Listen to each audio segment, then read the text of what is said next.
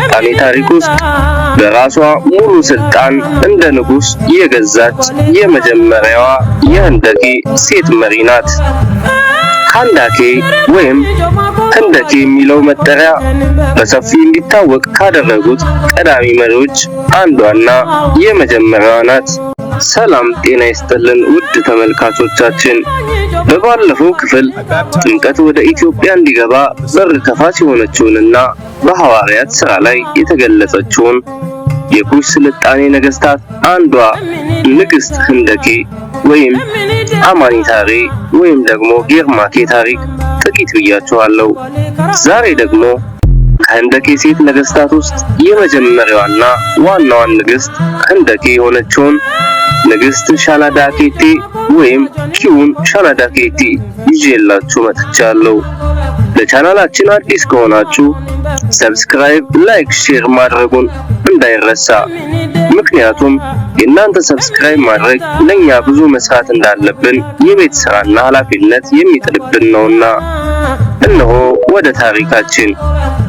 የመጀመሪያዋ ጥንታዊ የሜሮዌ የኩሽ ወይም ደግሞ የኢትዮጵያ ንግስት ሻላዳኬቴ።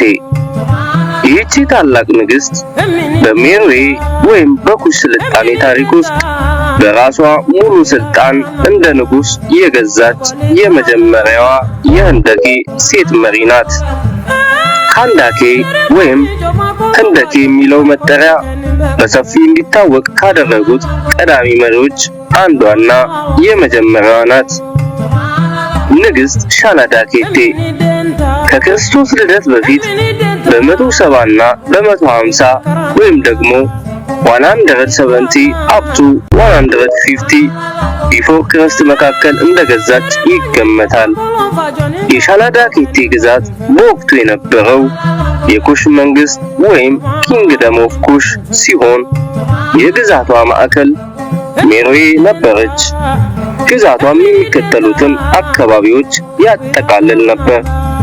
ከነዚህም መሃል ማዕከላዊ ሱዳን እና በአባይ ወንዝ ዳርቻ የሚገኙ ለም መሬቶች፣ ደቡባዊ ግብጽ፣ ታችኛው ኖቢያ እስከ አስዋን ድረስ ያለውን የቀድሞ የኖቢያ ክፍል በቁጥጥሯ ስር አድርጋ ነበር።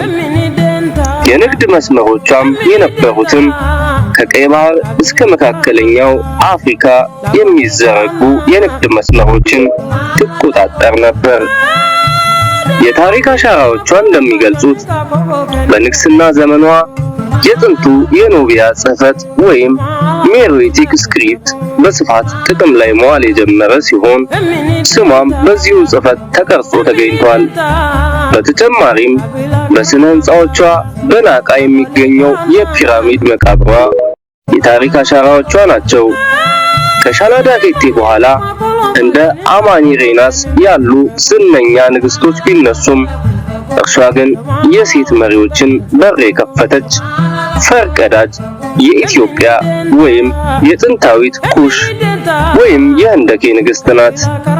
ውድ ተመልካቾቻችን፣ በቀጣይ ባለ አንድ አይኗን ደፋርና የሮምን ቄሳር ድል ያደረገችውን የህንደኬ ንግስት ይዤላችሁ እስክመጣ ድረስ እየተሰናበትኳችሁ እንደዚህ አይነት ታሪኮች እንዲደርሷችሁ ሰብስክራይብ ማድረጋችሁን አትርሱ። ሰላም ለእናንተ ይሁን። ሰላም ለኢትዮጵያ።